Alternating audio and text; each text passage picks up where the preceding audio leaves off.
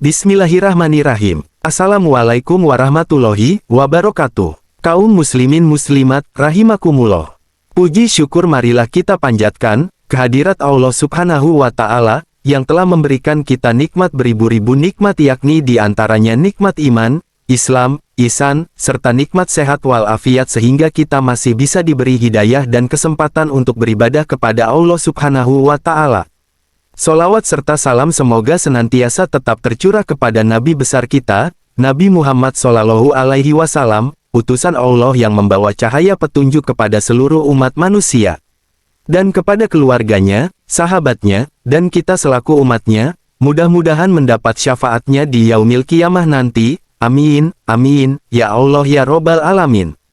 Kaum muslimin muslimat, rahimakumullah. Surga, jannah, adalah tempat kebahagiaan abadi yang Allah sediakan bagi orang-orang yang beriman dan beramal saleh. Surga digambarkan dalam Al-Quran dan Hadits sebagai tempat yang penuh kenikmatan, keindahan, dan kedamaian yang tidak pernah terbayangkan oleh manusia.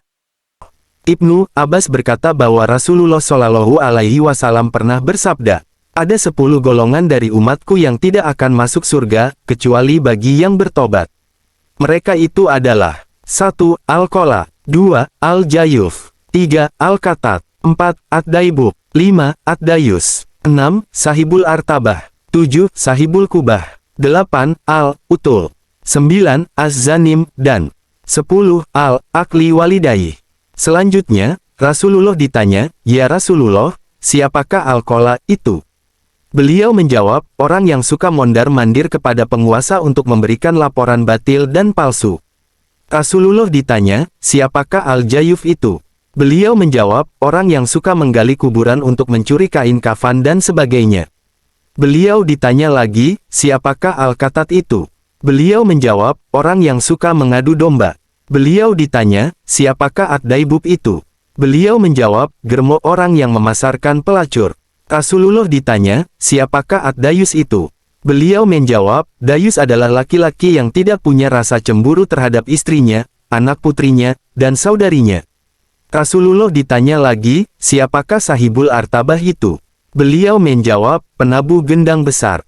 Rasulullah ditanya, siapakah Sahibul Kubah itu? Beliau menjawab, penabuh gendang kecil. Rasulullah ditanya, siapakah Al-Utul itu? Beliau menjawab, orang yang tidak mau memaafkan kesalahan orang lain, meminta maaf atas dosa yang dilakukannya dan tidak mau menerima alasan orang lain. Rasulullah ditanya, siapakah Az-Zanim itu? Beliau menjawab, orang yang dilahirkan dari hasil perzinaan yang suka duduk-duduk di tepi jalan guna menggunjing orang lain. Adapun Al-Ak, maka kalian sudah tahu semua maksudnya, yakni orang yang durhaka kepada kedua orang tuanya. Berkenaan dengan nasihat tersebut, sahabat Muaz pernah bertanya kepada Rasulullah, wahai Rasulullah, bagaimana pandangan Rasul tentang ayat ini? Yaitu hari yang pada waktu itu ditiup sangkakala, lalu kalian datang berkelompok-kelompok. Quran Surat An-Naba, ayat 18. Rasulullah Shallallahu Alaihi Wasallam menjawab, wahai Muaz, engkau bertanya tentang sesuatu yang besar. Kedua mata beliau yang mulia pun lalu mencucurkan air mata. Selanjutnya, beliau bersabda, ada 10 golongan dari umatku yang akan dikumpulkan pada hari kiamat nanti dalam keadaan yang berbeda-beda. Allah memisahkan mereka dari jamaah kaum muslim dan akan menampakkan bentuk rupa mereka sesuai dengan amaliyahnya di dunia. Di antara mereka, 1. Ada yang berwujud kera. 2. Ada yang berwujud babi. 3. Ada yang berjalan berjungkir balik dengan muka terseret-seret. 4. Ada yang buta kedua matanya. 5. Ada yang tuli, bisu, lagi tidak tahu apa-apa. 6. Ada yang memamah lidahnya sendiri yang menjulur sampai ke dada dan mengalir nanah dari mulutnya sehingga jamaah kaum muslim merasa amat jijik terhadapnya. 7. Ada yang tangan dan kakinya dalam keadaan terpotong. 8. Ada yang disalib di atas batangan besi panas.